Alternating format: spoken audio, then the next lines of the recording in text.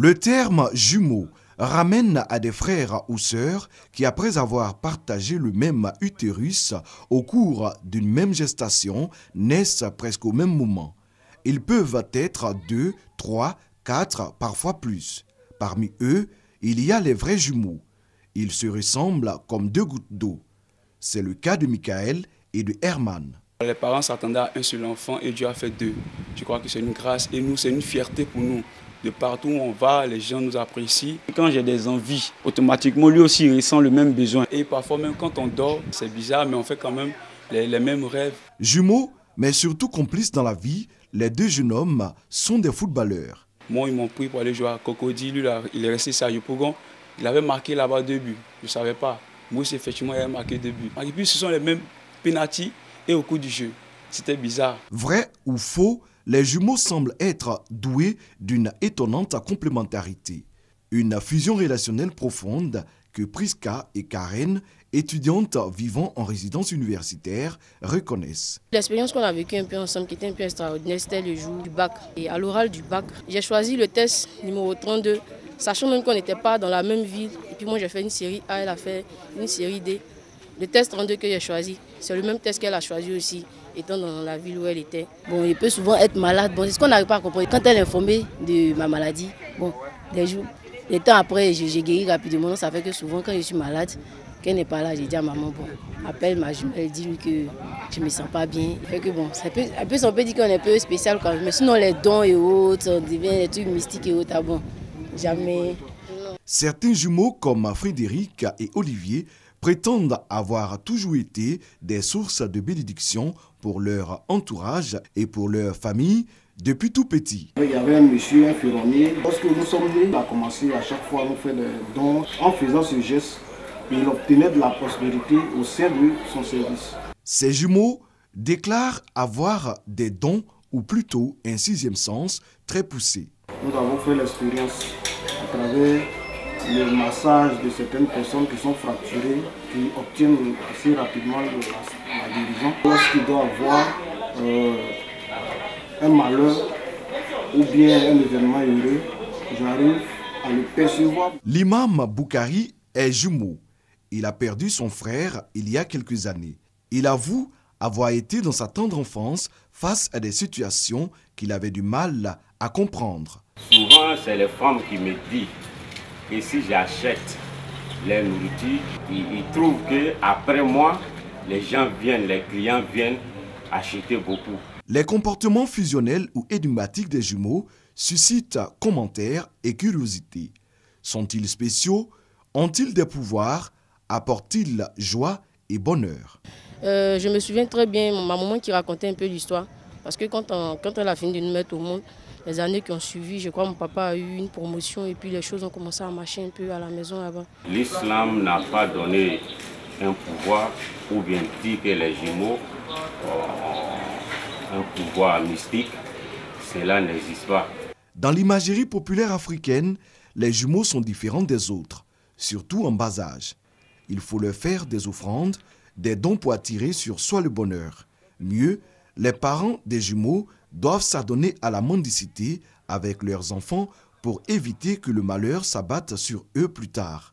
On m'a dit que les jumeaux viennent à eux, demandent que si tu fais des jumeaux, qu'il faut que tu te promènes les jumeaux pour qu'ils trouvent la santé. Il y a des jumeaux qui demandent de la mendiant. Il y a des jumeaux, si tu refuses de faire, ils se retournent.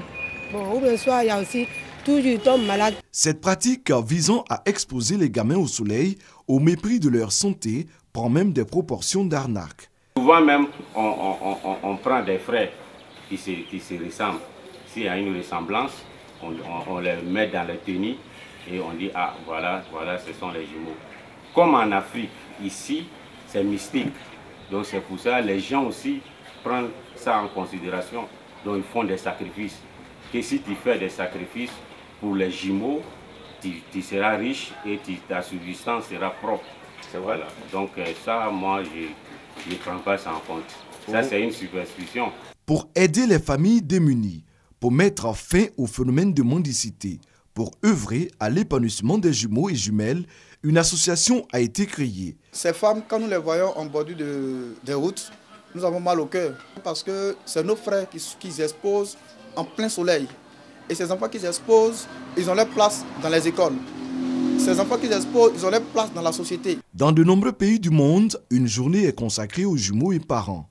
En Côte d'Ivoire, l'association a choisi la date du 3 août pour marquer le coup et surtout réaffirmer ses objectifs qui sont essentiellement le bien-être social de ces personnes pas toujours nanties socialement.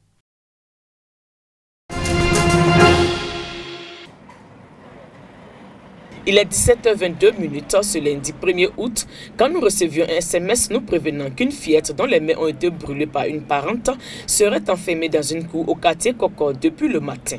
Aussitôt, nous nous rendons sur les lieux et un agent des services sociaux nous apprend que les autorités judiciaires ont été saisies et que les forces de l'ordre sont en route. Quelques instants après, la porte d'entrée est défoncée, puis la porte de la chambre. Et là, stupéfaction, elle est au fond de la pièce. Ces deux pommes présentent de graves lésions. Conduite au centre hospitalier régional de Mans, elle est immédiatement prise en charge. Il est à noter que cette fillette a été sauvée grâce à l'action conjuguée d'une jeune dame et du système judiciaire de la ville de Mans. Selon donc son témoignage, elle connaît la fillette et sa tante qui vivent au quartier Soleil de Mans. Elles ont des étals voisins au grand marché et la fillette aide sa tante à vendre de l'eau et des jus. Toujours selon son témoignage, c'est le dimanche 31 juillet qu'elle a aperçu la fillette seule et avec ses lésions dans ses mains devant l'étal de sa tante. Elle l'aurait interrogée et aura appris que sa tante, l'accusant d'avoir volé un yaourt, l'aurait punie en déposant une pièce d'argent très chaude dans ses deux mains. Et cela depuis le dimanche 24 juillet. Écœurée, elle porte l'affaire le lundi matin très tôt devant les services sociaux et le système judiciaire. Et la tante, sûrement qui sentait l'étau se refermer sur elle, serait allée confier la fillette à une de ses amies résidant au quartier Coco. Et c'est là qu'elle a été libérée. Pour l'heure, après les premiers soins prodigués, elle se repose. Et nous n'avons aucune nouvelle de la tante et de son amie. L'enquête suit donc son cours. Un carambolage de 5 véhicules sur l'autoroute de Grand Bassam ce mardi matin. Un accident de la circulation qui a fait 5 blessés, dont 2 cas graves. Les raisons. Il y a une femme qui va traverser, maintenant Land Rover, il a invité la femme. Il a accueilli personnel là, maintenant en personnel, maintenant, ça a pris les 3 à 6 mètres. Chaque jour, ce marché à ciel ouvert offre la même ambiance. Des milliers de personnes s'y rendent pour leurs différentes activités. Ces commerçants qui se frottent les mains préfèrent s'installer sur le trottoir au risque de leur vie tout en délaissant le marché situé derrière cette clôture. On est ici, c'est parce qu'il n'y a pas de place dedans qu'on est ici. Nous, on a nos enfants qui doivent manger, on se débrouille un peu. Si on ne sort pas dehors pour vendre, comment on fait? Quand on nous chasse, on rentre dedans. Ceux qui sont dedans disent qu'on n'est qu'à quitter devant eux, qu'il n'y a pas de place.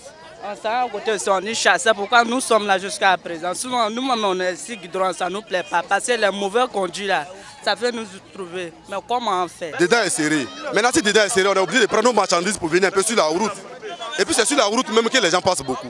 Tu ne peux pas prendre ta marchandise que tu as payé peut-être à 200 000, 300 000 et puis tu es caché dans un coin où ils ne vont pas te voir. Il n'y a pas que les commerçantes et les clients de ce marché qui bravent la mort au quotidien. Avec eux, les habitants des quartiers environnants. Sur cette voie internationale où la vitesse oscille entre 100 et 120 km/h, la population préfère la traversée pédestre à la passerelle construite pour cet effet. Parce que quand on monte sur le pont, souvent on a mal aux pieds, c'est pour cela. C'est fatigant. Je viens d'arriver quoi, donc je ne sais pas quand on passe en haut là-bas. Bon, au fait quand ils nous laissent là, c'est plus facile de traverser comme ça que de monter tous ces escaliers là. Avec moi, bon, je ne peux pas, ça me fatigue, ça va fatiguer mes pieds, tout ça. Donc je préfère courir. Les ponts là sont faits pourquoi? Je demande aussi aux gens de médias pour sensibiliser aussi la population d'Adjoufou, à commencer de derrière Waf jusqu'à Gonzagueville. Acte de bravoure ou signe d'incivisme. Ces populations continuent de traverser au risque de leur vie, malgré les nombreux accidents enregistrés à ces endroits.